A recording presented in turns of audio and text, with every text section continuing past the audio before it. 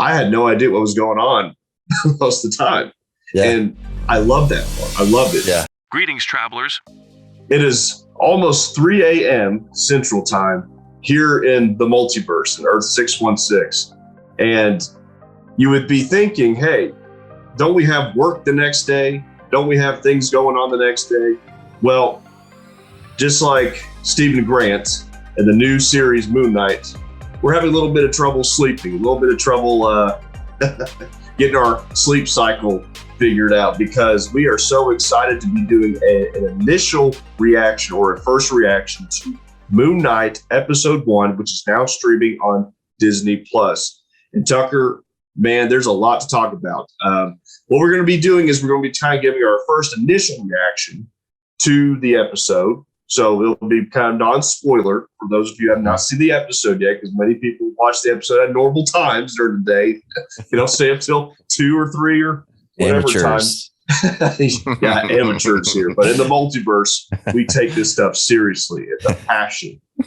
Some call it an addiction. It's a passion. That's right. But we're going to be doing an initial reaction to episode 1 of Moon Knight.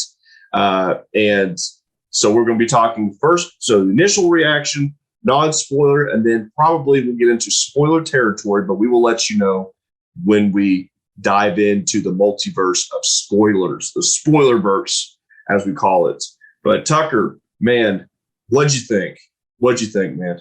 Wow. So first reaction, I have never known Moon Knight. Never, like, I know Spider-Man. I don't know Moon Knight, but all the reviews leading up to this first episode, which is what it's entitled, the Goldfish Problem. Mm-hmm. And, there's definitely going to be some funny Finding Nemo memes to come out of that. But my first overall reaction is just, wow, this is crazy. I've heard that this character deals with mental illness and how they're going to deal with that within an MCU character, which I'm really excited to see that, because there's definitely a lot going on with his mind and what he's dealing with. But I guess my first word would be chaos. Ooh, I like that. I like that. But what about you, man? What about you? Yeah, dude, I'm with you. Some of the initial reactions. Now, again, a lot of initial reactions and opinions are subjective. So everyone has different thoughts. But the majority, like you were talking about, the majority basically said it's very zany, it's irreverent, it's very different, it's very, it's just, for me, even having some familiarity with the character in this story within the MCU, which is confirmed to be within the MCU, obviously. Because sometimes, some of these shows kind of seem out of place, so to speak, but this is confirmed to be within the MCU. I had no idea what was going on most of the time. Yeah. And I love that part. I love it. Yeah. So when you watch this episode, most of you are going to be going, what is going on? I have no idea. It just goes from 0 to 100 at different times. It's like you drive a manual transmission or a stick shift. You're shifting gears. It just shifts gears, man. It's just crazy. But I love that. Yeah. It gives us, it's refreshing. It's exciting. Someone said, yeah, it's exciting. It's refreshing. It's exhilarating, right?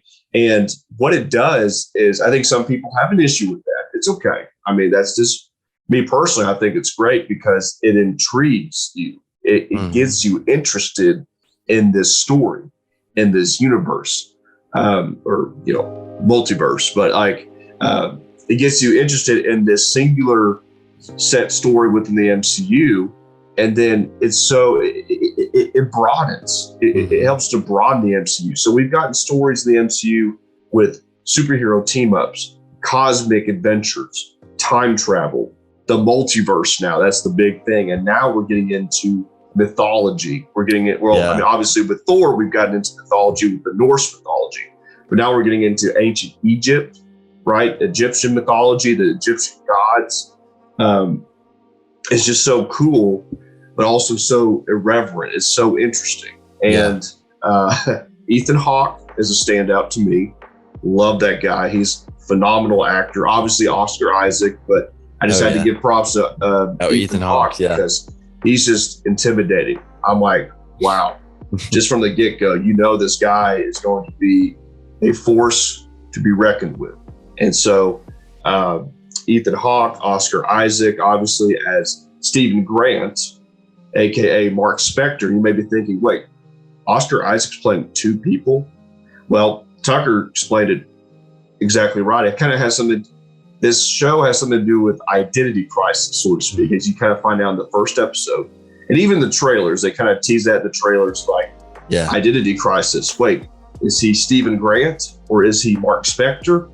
And so obviously we'll kind of dip more into the spoiler section later on. But initial reaction though, man, I'll quit ranting so Tucker can get some wisdom in here. But man, it's just, I'm excited to see where this goes. I agree with the critics. I agree with the initial reactions of many YouTube vloggers, all these superhero guys doing their thing. They're right. I mean, it's exciting. I can't wait to see what this brings to the table for the MCU. You and I both love a coming of age story, and we both love the MCU. And so this is going to be truly exciting and chaotic. And where in the world is this going? In a story from where he's at right now to where it ends with episode 1, but also like, is it 6 episodes? Yes, it's going to be a 6-part episode series, I believe. Yeah, so it's going to be very interesting by the time episode 6 comes, and then the finale, because I don't think they're planning on doing another like a season. This is like they called it an event. So maybe they do another event, or maybe not. But like, let's say they don't. So it's going to be very exciting to see how they wrap all this, come full circle with his character, and then see him possibly be in a movie or something. Because his well, I don't want to give any. We'll save the spoiler talks for a little bit later, but just the overall, the look of it, the appeal, the mythology, like that's going to be very interesting. There's definitely going to be some stuff we'll be able to contrast it with. On this podcast, we also talk about biblical things that we try to pull as parallels, as parables from superhero stories to remind us of a bigger purpose of why we're here on Earth. So it's going to be some really interesting things, because a lot of the ancient mythology, people have studied that for a long time, and people, we're going to be able to see that within this show, and to be able to see that and then contrast it with scripture. It's going to be really cool and very, I'm definitely going to learn a lot. There's one thing I want to make a note is like, sometimes people get the idea that if two people are on a podcast, they must know everything. And I think I can humbly speak. I mean, it is true, but on Christian's part. No, but I think it's great. It's like, I think Christian, I could both say, it's like, do we know every single thing about the MCU? No. Do we know every single thing about the Bible? No. But we're learning. And we're growing every day. And like Tobey Maguire says, we're just trying to do better, which I don't know what Tobey Maguire would do if he met Moon Knight. Maybe if he met Bully Maguire, then. Yeah. But man, I'm put truly some dirt in your eyes. No, he's gonna put some sand in your eyes. That's so good. But dude, no, I mean, you hit it right on the head. But it's going to be exciting I love what you said, compare and contrast, make some parallels within the, because mythology, that's the key. Mythology, this stuff is just mythology. It's just made up. That's really what mythology is. It's fictional. But these were, I mean, we talk about the Egyptian gods later on and what they, reference in this show. I mean, if you look back, right? I mean, people, even today still worship these gods, still worship these, I say little g gods, pagan gods. And so it's going to be a really interesting aspect to look into, not only for the excitement of being a superhero fanatic or someone who's excited, loves comic books, loves the fictional superhero stories and the coming of age for Stephen Grant or Mark Spector, but also the history behind it, because there's a lot of creativity that comes in. I remember being young at being a child and trying to create my own superhero. And I tried to make my own comics at a time.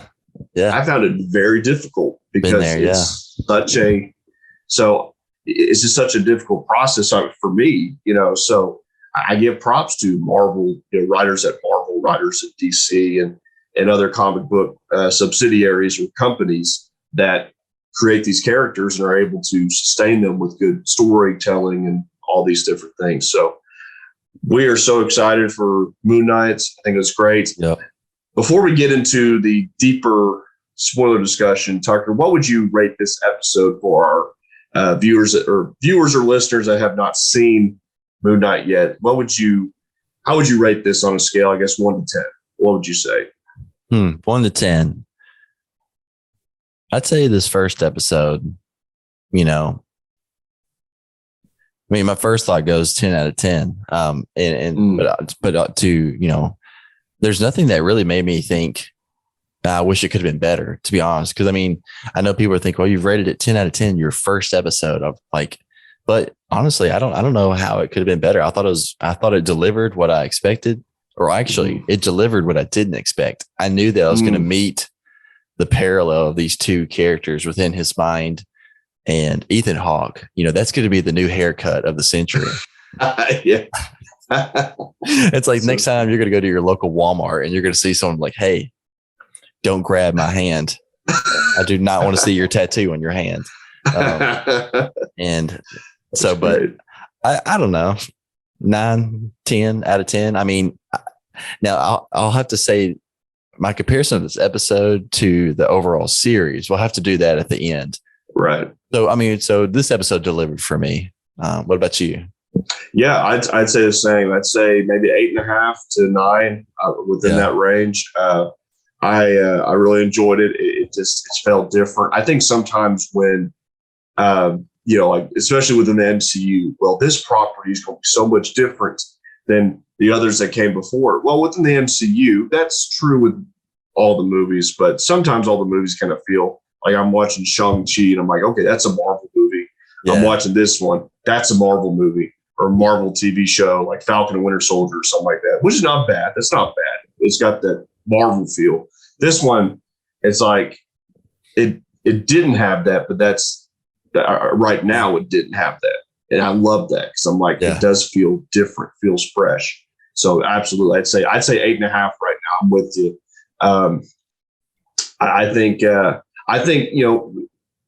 because there's not a lot of, I'll say this, there's not a lot of Moon Knight yet. There's not a lot of Moon Knight yet, but right. I think that's going to be the complaint. Like, oh, we didn't see enough, but see, it's exposition. It's world building, right? It's you have to get the background. You have to know what's going on, and then you can get to the cool action scenes. But you got to have good storytelling too.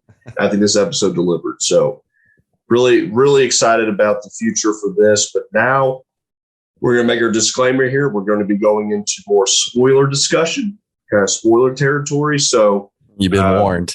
You've been warned, right? You've been warned. So this is your official warning. So if you want to pause the video and come back at a later time after you've seen the episode, we love that. We encourage you to do that. But at this time, we are going to be jumping into spoilers. 3, 2, 1.